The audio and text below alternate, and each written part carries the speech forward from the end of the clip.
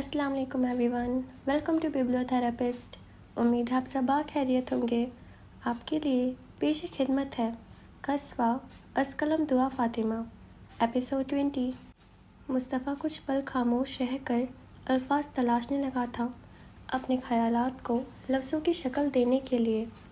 वो दरअसल मैं यहाँ आ तो गया, मगर वापस जाने के लिए मुझे एक ख़ास मकसद हासिल करना है और उसके लिए मुझे आपकी मदद दरकार है। वो अपने अज़ली मुतवज़्ज़न गहरे लहज़े में कह रहा था।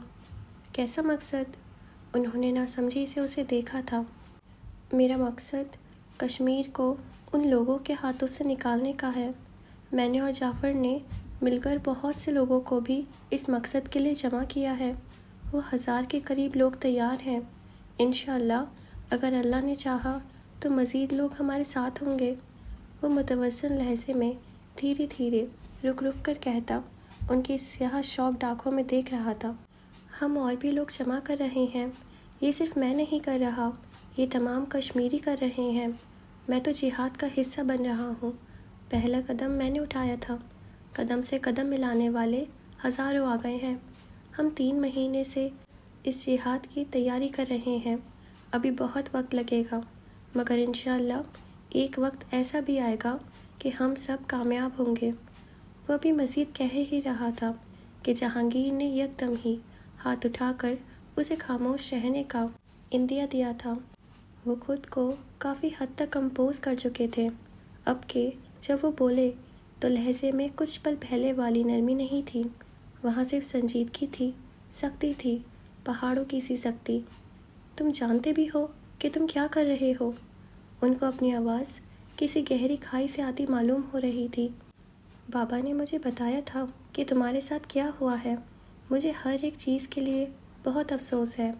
मेरा दिल तुम्हारे लिए और उस मासूम बच्चे के लिए दुखता है। तुम लोगों ने अपना ख़ानदान खो दिया, मैं मानता हूँ, मगर तुम्हें लगता है कि ये वाहिद हल है? तुम्हें वाकई लगता है कि तुम कुछ कर सकते हो? वो बोलते हुए उसे चुप कर गए थे। उनके अल्फाज कड़वे थे मगर सच्चे थे। वो उसे हकीकत का आईना दिखा रहे थे। हकीकत में रहकर हकीकत ही दिखा रहे थे। तुम्हें लगता है कि तुम्हारी ये हज़ारों की फ़ौज उन लाखों के सामने कुछ कर सकती है? ये जंग है बच्चे, बच्चों का खेल नहीं है। भारत एक पावरफुल मुल्क है। लाखों न्यूक्लियर पावर्स हैं उनके पास।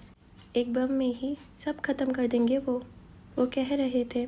मुस्तफ़ा के चेहरे पर किसी किस्म की कोई बरहमी, कोई नागवारी नहीं उभरी थी। वो बहुत फोकस्ड होकर उनकी बात सुन रहा था। मेरे बच्चे, यहाँ रहो, अपनी पढ़ाई मुकम्मल करो, अच्छी जॉब करो या अपने बाबा के हिस्से के पैसों से कोई बिज़नेस स्टार्ट करो। अच्छी खासी इन्वेस्टमेंट है तुम्हारे पास, शादी करो, खुशो खरम ज़िंदगी खुद भी जियो और अपने कज़न को भी दो। ये सोच अपने जहन से निकाल दो कि तुम कुछ कर सकते हो। उनकी बात ख़त्म हुई तो उसने गहरा सांस लिया और धीरे से मुस्कुराया। कमरे की गहरी खामोशी में खलल पड़ा था। हर शय दम साधे उसके बोलने की मुंतज़िर थी। आप ठीक कह रहे हैं बाबा। अब के वो बोला तो लहज़ा वैसा ही मुतवज़्ज़न और संजीदा था। आप वाकई ठीक कह रहे हैं। आपकी कही हुई हर एक बात की मेरी नज़र में बहुत अहमियत है, मगर अब कुछ नहीं हो सकता। मैंने अपने रब से वादा कर लिया है कि मैं अब जो भी सांसें लूँगा वो मेरे वतन के लिए ही होंगी, कश्मीर के लिए होंगी। मेरे सीने में मौजूद दिल की हर धड़कन कश्मीर के लिए होगी। मेरी रूह, मेरा जिस्म, मेरी जान, मेरा दिल सब उस जिहाद की तकमील के लिए होंगे। मैं अब अपना तो रहा ही नहीं हूँ, अब मैं कश्मीर का हो चुका हूँ। वो कहता जा रहा था और जहांगीर सुन पड़ते दिमाग के साथ उसे सुनते जा रहे थे। मैं कश्मीर में पैदा होकर सारी ज़िंदगी वहीं रहा हूँ बाबा। मैंने अपनी आँखों से हर जगह लाशें बिखरे हुए देखी हैं। मैंने अपने हाथों से अपने दिल अजीज़ लोगों के लाश थाम कर सीने से लगाए हैं। मैंने अपनी नाकों से माँ को अपने जवान बेटों के जनाजे उठाते देखा है। जिंदा लोगों को चलते देखा है। लड़कियों को अपनी इज्जत बचाते, चीखते रोते देखा है। क्या मैं अब भी चुप रहूं? क्या मैं फिर से खामोश हो जाऊं? क्या मैं भी सब की तरह मुंह मोड़ लूं? माजरत के साथ مگر میں اب یہ نہیں کر سکتا۔ میں بچوں کو بھوک سے روتے سسکتے نہیں دیکھ سکتا۔ میں مردوں کو روتے بکھرتے بے بس نہیں دیکھ سکتا۔ میں اپنی بہنوں کی عصمت کو کھوتا نہیں دیکھ سکتا۔ جہانگیر چپ چاپ بیٹھے رہ گئے تھے۔ کہنے کو کچھ تھا ہی نہیں ان کے پاس۔ آپ نے 18 سال کی عمر میں اپنا گھر چھوڑا تھا، اپنے ماں باپ چھوڑے تھے، اپنی عیش و شہرت والی زندگی چھوڑی تھی اپنے ملک کے لیے۔ آج میں سب چھوڑ رہا ہوں، اپنی زندگی، اپنا دل، اپنی چاہ، اپنا خاندان، اپنے وطن کے لیے، اپنے کشمیر کے لیے۔ شام، فلسطین، برما، بھارت میں ہر روز لاکھوں لوگ ہمیں بد دعائیں دیتے ہوں گے۔ میں ان کے لیے تو کچھ نہیں کر سکا، جن کے لیے کر سکتا ہوں کم از کم ان کے لیے تو کر لوں۔ قیامت کے روز اپنے اعمال کے نام پہ کچھ تو ہو میرے پاس اللہ کے سامنے پیش کرنے کے لیے۔ میں یہ تو کہہ سکوں کہ یا اللہ، میں نے تیرے بندوں کا درد محسوس کیا تھا، انہیں اکیلا نہیں چھوڑا تھا۔ کہتے کہتے اس کا سانس پھول گیا تھا، آنکھوں میں آنسو آ ٹھہرے تھے۔ پھر وہ گہرا نم سانس خارج کر کے اٹھ کھڑا ہوا تھا۔ آپ کے پاس میں مدد کے لیے آیا تھا۔ آپ فوج میں رہ چکے ہیں، آپ کو ان جنگ آمور کا زیادہ علم تھا، مگر چلے کوئی بات نہیں، اللہ سب بہتر کرے گا۔ وہ کہہ کر جانے لگا تھا کہ یک دم بھاری ہوتی سانس کے ساتھ جہانگیر نے اس کا ہاتھ تھام لیا تھا۔ اس نے چہرہ موڑ کر ان کی نم آنکھوں میں دیکھا تھا۔ بیٹھو واپس، انہوں نے سنجیدہ اور سخت لہجے میں کہا، تو وہ انہیں دیکھتا ہوا سر جھکائے پھر سے بیٹھ گیا۔ ٹھیک ہے مصطفیٰ، ٹھیک ہے، اب میں کچھ نہیں کہوں گا۔ میں جانتا ہوں کہ کسی کو ڈی موٹیویٹ کرنا اچھی بات نہیں ہوتی۔ میں تمہاری ہر ممکن مدد کروں گا۔ عابر سے بھی کہنا، وہ بھی تمہاری مدد ضرور کرے گا، تمہارے ساتھ جانا بھی چاہے گا۔ وہ چپ ہوئے تھے، آنکھوں کی چمک بڑی تھی۔ جہاد میں کیا وہ واقعی آئے گا؟ مصطفیٰ حیران ہوئے بغیر نہ رہ سکا۔ ہاں بالکل، وہ 3 سال آرمی میں رہ چکا ہے، اور آرمی چھوڑی ہی اس لیے تھی کہ اسے اسلام کی راہ میں مسلمانوں اور وطن کے لیے کچھ کرنا تھا، اور آرمی میں یہ ناممکن سا لگتا تھا۔ اس سے بہتر موقع اسے کہاں ملے گا؟ آپ کا بہت شکریہ، وہ کہتے ہوئے ان کے گلے سے آ لگا تھا۔ جہانگیر بھی اس کی پشت تھپتھپاتے ہوئے مسکرا دیے تھے، پھر خود سے دور کرتے ہوئے مسکرا کر اسے دیکھا تھا۔ کیا پتہ میں بھی آ جاؤں تمہارے ساتھ؟ انہوں نے شانے بے نیازی سے اچکائے تھے، چہرے پہ خوبصورت مسکراہٹ سجی تھی۔ اللہ جانے، وہ پھر سے مسکرائے تھے۔ اگلا دن کافی رونق سا اترا تھا۔ رونق مصطفیٰ کی زندگی میں بھر گئی تھی، اور عابر جہانگیر کی زندگی میں بھی۔ اس نے مصطفیٰ کے ساتھ جہاد میں شرکت کے لیے حامی بھر لی تھی۔ اب وہ بہت طریقوں سے اسے ہر امر پر، ہر زاویے سے گائیڈ کر رہا تھا۔ اسے جنگ کی تکنیکیں آتی تھیں۔ آسمان پر سرمئی بادل چھائے تھے، ٹھنڈ کافی حد تک بڑھی ہوئی تھی۔ تیز سرد ہواؤں نے چل کر موسم کو مزید سرد کر رکھا تھا۔ ایسے میں قصر شاہ کے وسیع لان سے منسلک پارکنگ لاٹ کی جانب فجر جہانگیر جاتی نظر آئی تھیں، سفید شلوار قمیص پر سیاہ کوٹ پہنے، گلے میں سفید دوپٹہ ڈالے، پورے بال نچلی پونی میں باندھ رکھے تھے، چہرے پہ طمانینت بھری مسکراہٹ تھی۔ اپنی سرمئی گاڑی تک پہنچ کر اس نے پاس کھڑے ملازم کو مخاطب کیا تھا، قیوم، میرا سامان رکھ دیا گاڑی میں؟ جی بی بی جی، قیوم نے مسکرا کر بتایا تھا۔ وہ بھی آج مسکرائے جا رہی تھی۔ مصطفیٰ کے گھر میں کام کرتے اس کے والد صاحب نے اسے بتایا تھا کہ مصطفیٰ نے اسے بھی جہاد میں شریک ہونے کا کہا ہے۔ وہ تو ویسے ہی جانا چاہتا تھا۔ میں جاؤں بی بی؟ اس نے پوچھا تو فجر نے سر ہلا کر اجازت دی۔ وہ مڑ کر کوارٹر کے جانب بڑھ گیا تھا۔ ابھی فجر نے دروازے پہ ہاتھ رکھا ہی تھا کہ پیچھے سے عابر جہانگیر کی تازہ دم سی آواز ابھری تھی۔ السلام فجر حفیظ شاہ، وہ کہتا ہوا چل کر اس کے پاس ہی آ گیا تھا۔ وہ بھی مڑ کر اسے دیکھ کر مسکرائی تھی۔ وہ بھورے سویٹر کے ساتھ سیاہ ٹراؤزر پہنے، بھورے بال ماتھے پہ بکھیرے، مسکرا کر اسے دیکھ رہا تھا۔ وعلیکم عابر جہانگیر، وہ بھی مسکرائی تھی۔ میرے ابا سے دوستی ہو گئی تمہاری؟ وہ شرارتی سے انداز میں پوچھ بیٹھا تو فجر نے ہنس کر سر اس بات میں ہلا دیا۔ ہاں ہو گئی، اور کیسی ہو تم؟ میں تو بالکل ٹھیک ہوں الحمدللہ۔ آخر میں الحمدللہ پہ زیادہ زور دے کر فجر نے جواب دیا تو وہ جوابہ ہنس دیا۔ اور تم کیسے ہو؟ میں تو بالکل ٹھیک ہوں، اللہ سائی کا شکر۔ اور تم سے ویسے تو مجھے پوچھنے کی ضرورت تھی نہیں کہ تم ٹھیک ہو یا نہیں۔ ظاہر ہے عابر جہانگیر جس سے بات کر رہا ہو وہ ٹھیک رہ بھی کیسے سکتا ہے؟ ہاں، وہ پاگل جو ہو جاتا ہے، فجر نے سمانی انداز میں کہا۔ تو عابر نے سر ہلا کر نادی کا اطاعت قبول کی، خوشی سے۔ رائٹ؟ وہ مسکرا رہا تھا۔ نہیں، عابر جہانگیر کی باتیں دماغ گھما جو دیتی ہیں، وہ مسکرا کر بولی۔ تو عابر اسے نرمی سے مسکرا کر دیکھے گیا، پھر ہاتھ پیچھے باندھ کر سر جھکائے، اس کی آنکھوں میں آنکھیں ڈال کر دیکھا۔ فجر حفیظ شاہ، جانتی ہو مجھے تمہاری کون سی چیز سخت ناپسند ہے؟ اس کے لہجے میں سنجیدگی کوٹ کوٹ کر بھری ہوئی تھی، آنکھیں بھی سنجیدہ لگتی تھیں۔ فجر نے اسے اذیت آنکھوں میں سمو کر دیکھا تھا، لبوں پر ایک تلخ مسکراہٹ ابھری تھی۔ آخر نکلا نہ وہ بھی باقی سب جیسا، اس کے کپڑوں پہ تنقید کرنے والا۔ اس نے تلخی سے سر جھٹک کر اسے دیکھا تھا۔ ہاں مجھے پتہ ہے۔ اس کے لہجے سے اب کے کچھ دیر پہلے والی مسکراہٹ اور خوشی عنقا تھی، وہ کافی حد تک سنجیدہ لگتی تھی۔ نہیں فجر، تمہیں نہیں پتہ۔ عابر نے مسکرا کر اس کی بات کی نفی کی تو وہ سینے پہ بازو لپیٹ کر اسے سنجیدگی سے دیکھے گئی۔ اچھا، پھر تم ہی بتا دو کہ تمہیں میری کون سی چیز سخت ناپسند ہے؟ انداز جتاتا ہوا تھا، ابرو اٹھا رکھی تھی۔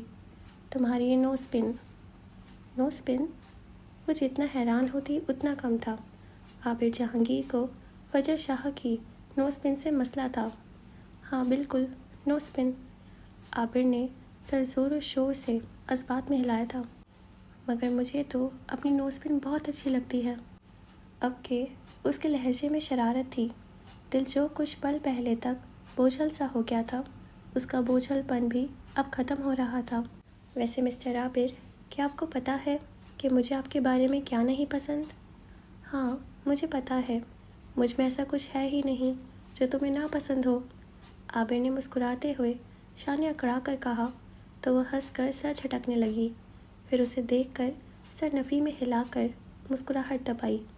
جی نہیں، دراصل تم میں ایسا کچھ نہیں جو مجھے پسند ہو، مجھے تم میں کچھ بھی نہیں پسند۔ فجر نے مسکرا کر اس کی خوشی برباد کرتے ہوئے بولا تو اس نے ناک بھویں چڑھائی۔ مطلب کہ عابر جہانگیر کی بیوٹی کو انڈر ایسٹیمیٹ کیا جا رہا ہے، ہاں؟ جیسے مجھے پرواہ ہے، وہ شانے اچکا کر منہ بنا کر بولا تھا، انداز تپا ہوا تھا۔ لڑکیاں میرے پیچھے پاگل ہیں۔ کیا شان تھی، کیا انداز تھا، کیا کمال بے نیازی تھی۔ وہ لڑکیاں جو تمہارے پیچھے پاگل ہیں وہ واقعی میں پاگل ہی ہوں گی۔ فجر نے بھی تو بدو جواب دیا تو وہ پیچ و تاب کھاتا رہ گیا، یہ لڑکی اس کی ٹکر کی ہی تھی۔ چلس عورت۔ وہ منہ بنا کر کندھے کھپکی سے اچکا کر مڑ کر جانے لگا تو اس کے کان میں فجر کی بڑبڑاہٹ صاف سنائی دی تھی۔ عورتوں والی ساری خصوصیت تو مجھے تم میں دکھتی ہیں۔ استغفر اللہ، مطلب ایک مرد اپنی اتنی تعریفیں کیسے کر سکتا ہے؟ وہ کچھ حیرت سے بول رہی تھی۔ جیلس، وہ بلند آواز میں بولتا، کان بند کرتا وہاں سے تیزی سے واک آؤٹ کر گیا تھا۔ کچھ گھنٹے بعد کا ذکر ہے، اسی موسم میں اگر اسلام آباد انٹرنیشنل ایئرپورٹ کی حدود میں لگی ایک درخت کے نیچے رکھی بینچ پر دیکھا جاتا تو سکندر شاہ کے ساتھ عابر اور جاہد بیٹھے نظر آتے۔ سکندر موبائل کان سے لگائے کسی سے بات کرنے میں مصروف تھے۔ ہاں لینڈ ہو گئی فلائٹ؟ وہ پوچھ رہے تھے۔ دوسری جانب سے نہ جانے کیا بولا گیا کہ وہ مسکرا دیے۔ ہاں بس ہم باہر ہی ہیں، تم آ رہے ہو یا ہم تمہیں لینے آ جائیں؟ اب وہ پوچھ رہے تھے، ان کے چہرے پہ مسکراہٹ اور خوشی تھی۔ ہاں ہاں ٹھیک ہے، پھر تم آ جاؤ، کہہ کر انہوں نے فون بند کر کے اپنے دونوں پوتوں کو دیکھا جو بیزاری سے انہیں دیکھتے جان بوجھ کر جمائیاں اور انگڑائیاں لے رہے تھے۔ ایک بات سمجھ نہیں آتی، جاہد نے سکندر کو دیکھتے ہوئے عابر کو مخاطب کیا تھا۔ شریر نظریں سکندر کے چہرے پر جمع تھیں۔ ہمارے دادا کے اتنے سارے پوتے پوتیاں ہیں، اور تو اور ایک کے بعد ایک سب قصر شاہ میں لینڈ کرتے جا رہے ہیں۔ کیوں بھائی، اب کے عابر بھی میدان میں اترا تھا؟ ہاں جاہد، صحیح کہہ رہے ہو، میں تو خود کزنز گن گن کر تھک گیا ہوں۔ اس نے بھی سکندر کو دیکھتے ہوئے شریر لہجے میں کہا تھا۔ سکندر ان دونوں کو گھورے جا رہے تھے۔ ویسے دادا، آپ بھی ان لوگوں میں شامل ہیں جو زور و شور سے پاکستان کی آبادی بڑھانے کی سر توڑ کوشش کر رہے ہیں، کیوں جاہد؟ اس کے پوچھنے پہ جاہد نے بھی تائیدی انداز میں زور و شور سے سر ہلایا تھا۔ کہہ تو تم دونوں ایسے رہے ہو جیسے تمہارا تو اس سے کوئی رشتہ ہی نہیں ہے، سکندر نے ان دونوں کو کہتے ہوئے کچھ جل کر کہا تھا۔ تمہاری خالہ کا بھی تو بیٹا ہے وہ۔ سوتیلی خالہ؟ جاہد نے تصحیح کی تھی۔ خالہ خالہ ہوتی ہے، سگی یا سوتیلی کیا ہوتا ہے یہ؟ سکندر تب کر بولے تھے۔ ویسے جاہد، یہ بات تو ہے، فریحہ خالہ ہے بہت اچھی، بہت خیال رکھتی ہیں ہمارا، عابر نے اب کے سکندر کی سائڈ لیتے ہوئے کہا تھا۔ ہاں اچھی تو ہے، مگر ابھی جاہد کچھ بولنے ہی لگا تھا کہ سکندر بول پڑے۔ چپ نہیں کر سکتے تم دونوں؟ وہ کہہ کر ادھر ادھر نظریں گھما کر اپنے پوتے کو تلاش کرنے لگے۔ تبھی وہ انہیں بھیڑ میں راستہ بناتا اپنی اور آتا نظر آ ہی گیا۔ سفید رنگ کی شرٹ پر بھورا جیکٹ پہنے، آنکھوں پہ سیاہ گلاس لگائے، بھورے پینٹ کی جیب میں ایک ہاتھ ڈال کر دوسرے ہاتھ سے اپنا لگیج پکڑے وہ ان کی طرف آ رہا تھا۔ دودھ جیسی سفید رنگت والے چہرے پر مسکراہٹ تھی، ہلکی ہلکی شیو، پورے چمکتے بال۔ لگ بھگ 25-26 سال تک کا وہ لڑکا ہمایوں صدیق شاہ تھا، سکندر شاہ کا پوتا، جہانگیر سکندر کا بھتیجا اور سمل جہانگیر کا بچپن کا منگیتر۔ ان تک پہنچ کر لگیج رکھ کر وہ آگے بڑھا اور سکندر کے گلے سے آ لگا۔ سکندر نے مسکراتے ہوئے اس کی پشت تھپتھپائی تھی۔ My child, you have grown so tall ماشاء اللہ۔ میرے بچے، تم تو بہت لمبے ہو گئے ہو ماشاء اللہ۔ سکندر مسکراتے ہوئے اس سے الگ ہوتے ہوئے بولے تو وہ مسکرایا تھا۔ And you have grown so old grand پا، اور آپ بہت بوڑھے ہو گئے ہیں دادا۔ وہ ہنستے ہوئے بولا تو سکندر بھی ہنس دیے۔ پھر سکندر سے ملنے کے بعد وہ عابر کی جانب بڑھ کر اس کے گلے لگا تھا۔ نائس ٹو میٹ یو برو، اتنے سال بعد پاکستان میں خوش آمدید، عابر اس سے گلے مل کر بولا تھا۔ تھینک یو میرے بھائی، تم کیسے ہو؟ ہمایوں نے اس سے پوچھا تھا۔ الحمدللہ سپر فائن، اور مجھے امید ہے کہ تم بھی بالکل فائن ہوں گے۔ آخر کو عابر جہانگیر کے گلے لگے ہوئے ہو، کوئی چھوٹی بات تھوڑی ہے، عابر نے مسکراتے ہوئے کہا تو وہ ہنس کر سر جھٹک کر پیچھے ہو گیا۔ تم تو بالکل نہیں بدلے میرے بھائی، وہ ہنستے ہوئے بولا تھا۔ پھر جاہد سے بھی مل لیا تو وہ سب گاڑی کی جانب بڑھ گئے تھے۔ عابر ڈرائیونگ سیٹ پر جا بیٹھا تھا۔ قصر شاہ میں گہما گہمی سی تھی۔ ہمایوں شاہ کی آمد کے باعث ایک عجیب سا مصروف سا ماحول تھا۔ سکندر شاہ اور کلثوم سکندر کا پوتا کینیڈا سے 13 سال بعد آ رہا تھا۔ سبھی بہت خوش تھے، مگر ان سب خوش لوگوں میں ایک سمل جہانگیر بھی تھی جو بالکل خوش نہیں تھی۔ اپنے کمرے میں بیٹھ کے پائنیتی کے ساتھ ٹیک لگائے وہ روئی جا رہی تھی۔ دل بار بار بھرے جا رہا تھا۔ سادہ سے نیلے شلوار قمیص پہنے، بالوں کو میسی سے جوڑے میں مکید کیے وہ وہاں بیٹھی تھوڑی گھٹنے پہ ٹکائے روئی جا رہی تھی۔ سیاہ آنکھیں رو رو کر سرخ ہو رہی تھیں۔ جبھی دروازہ کھٹکھٹایا گیا تو تب بھی اس نے آنسو پوچھنے کی زحمت نہ کی، بس یوں ہی اسی پوزیشن میں بیٹھی رہی۔ دروازہ کھول کر انیسہ اندر داخل ہوئیں تو اسے اس حالت میں دیکھ کر تھک سے رہ گئی۔ وہ تیز قدم اٹھاتی اس تک آ کر اس کے پاس ہی زمین پہ بیٹھ گئی تھیں۔ سمل، کیا ہوا؟ کیوں رو رہی ہو؟ اسے روتا دیکھ کر ان کے ہاتھ پیر پھولنے لگے تھے۔ نہیں، میں رو تو نہیں رہی، وہ پاگل آنسوؤں سے تر چہرہ لیے یہ کہہ رہی تھی۔ انیسہ کو وہ اپنے ہوش سے بے گانہ لگی تھی، جبھی نرمی سے اس کا ہاتھ تھام لیا۔ سمل، میرے بچے ادھر دیکھو، انہوں نے نرمی سے پچکارا تو وہ یک دم ہی زور سے رو کر ان کے گلے سے لگی۔ انیسہ کا دل کٹ کر رہ گیا تھا۔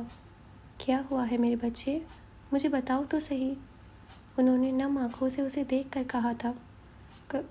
کچھ نہیں، اس نے آنسو پوچھنے کی ناکام کوشش کرتے ہوئے کہا تو انہوں نے خفگی سے اسے دیکھا تھا۔ زمل، میں وہ بتا دینا چاہتی تھی مگر الفاظ کو یا حلق کا کانٹا بن کر تکلیف دینے لگے تھے۔ زمل، انیسہ نے نرمی سے اسے مسکرا کر دیکھا تھا۔ تم ایکسائٹیڈ نہیں ہو، ہمایوں آ رہا ہے، وہ اسے بہلانے کو بولی تھی مگر ان کی اس بات پہ وہ ببھر کر پیچھے ہوئی تھی۔ انیسہ دو بخود رہ گئی تھی۔ وہی تو اصل مسئلہ ہے امی، کوئی سمجھتا کیوں نہیں ہے؟ وہ چیخ اٹھی تھی، اذیت سے اذیت تھی، آنسو ہی آنسو تھے۔ کیا مطلب ہے تمہارا؟ انیسہ ناسمجھی سے بولی تھی۔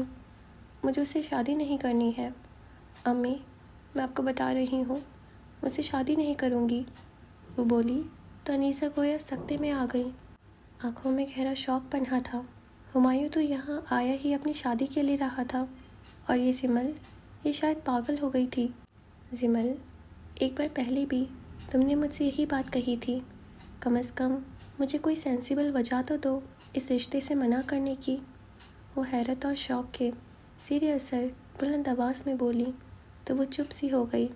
وجہ بتانے کی ہمت تو نہ تھی اس میں۔ اتنا اچھا بچہ ہے وہ، لمبا، ہینڈسم، کائنڈ، محبت کرنے والا، خیال رکھنے والا، اور سب سے پہلی تو یہ کہ وہ تمہیں پسند کرتا ہے، اور کیا چاہیے تمہیں؟ وہ شدید حیرت اور بے یقینی میں مبتلا تھی۔ آپ سمجھتے کیوں نہیں ہیں؟ وہ پھوٹ پھوٹ کر روتی تھی۔ انیسہ کے دل کو کچھ ہوا تھا۔ کیا آپ واقعی میری ماں ہیں؟ اس کا لہجہ بکھرا ہوا تھا، وہ خود بھی بکھری ہوئی ہی لگ رہی تھی۔ یہ کیا کہہ رہی ہو زمل؟ وہ جیسے ٹوٹے دل سے بولی تھی۔ صحیح تو کہہ رہی ہوں امی، مائیں تو اپنے بچوں کے دلوں کے حال سے بھی واقف ہوتی ہیں، آپ کیسے نہیں سمجھ پا رہی ہیں مجھے؟ وہ انہیں سرخ متورم آنکھوں کے ساتھ دیکھتے ہوئے بول رہی تھی۔ دلوں کے حال صرف اللہ جانتا ہے زمل، کوئی انسان نہیں۔ تم مجھے بتاؤ کہ تمہیں کیا چیز پریشان کر رہی ہے؟ تم جو کہو گی وہی ہوگا۔ وہ اس کا ہاتھ تھامے گویا اسے یقین دہانی کروا رہی تھی۔ ہمایوں بلا شبہ بہت اچھا ہے، اسے پرفیکٹ انسان، پرفیکٹ میچ کہا جا سکتا ہے شادی کے لیے۔ وہ کسی کو بھی بہت خوش رکھ سکتا ہے، سوائے زمل جہانگیر کے۔ میں اس کے ساتھ خوش نہیں رہ سکوں گی امی، میں اسے پسند نہیں کرتی، وہ روتے ہوئے بولی تھی۔ انیسہ ساکت سی اسے دیکھ رہی تھی۔ پھر کسے پسند کرتی ہو تم؟ اچانک ہی آنے والی آواز پہ ان دونوں نے بے اختیار دروازے کی سمت دیکھا تھا، جہاں سے مرحا سکندر چلتی ہوئی ان تک آ رہی تھی۔ وہ میر کے ساتھ چلی گئی تھی مگر پاکستان میں ابھی وہ زمل اور ہمایوں کی شادی اٹینڈ کرنے کے لیے رکی ہوئی تھی۔ ابھی آج وہ ہمایوں سے ملنے آنے والی تھی۔ کیا اس نے ساری باتیں سن لی تھیں؟ نہیں پھپھو، ایسی کوئی بات نہیں ہے، آپ غلط سمجھ رہی ہیں، زمل نگاہیں چرا کر بولی تو مرحا ہلکا سا ہنس دی۔ نہیں زمل، نہیں، ایک میں ہی تو ہوں جو صحیح سمجھ رہی ہوں، باقی سب تو تم سے اتنی محبت کرنے کے باوجود، تمہیں بہترین طریقے سے جاننے کا وعدہ کرنے کے باوجود تمہیں سمجھ نہیں پا رہے ہیں، میں ہی تو سمجھ رہی ہوں۔ وہ بولتی ہوئی آ کر اس کے ساتھ ہی زمین پر بیٹھ گئی تھی۔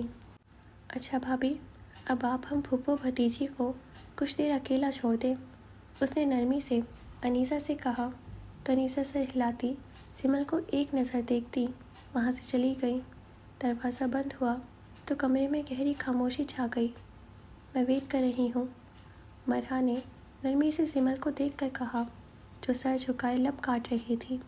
زمل نے اس کی بات پہ دھیرے سے سر اٹھایا تھا، آنکھوں میں حزن اور ملال ٹھہرا تھا۔ میں نہیں جانتی کہ میں کیسے بتاؤں، تم سب جانتی ہو زمل، ابھی نہیں تو کبھی نہیں۔ مجھے ایک ایک بات بتاؤ، وجہ بتاؤ کہ کیوں تم میرے اتنے پیارے بھتیجے سے شادی نہیں کرنا چاہتی ہو؟ وہ بولی تھی، میں آپ کے بھتیجے سے، آپ کے دوسرے بھتیجے کی وجہ سے شادی نہیں کرنا چاہتی ہوں، زمل نے کہا تو مرحا نے مسکراہٹ دبائی۔ وہ گویا پہلے سے سب جانتی تھی مگر زمل سے اقرار کروانا بھی تو ضروری تھا۔ کون سے والے بھتیجے کی وجہ سے؟ آبرو جھکا کر، آنکھیں مٹکا کر پوچھا تھا اس نے۔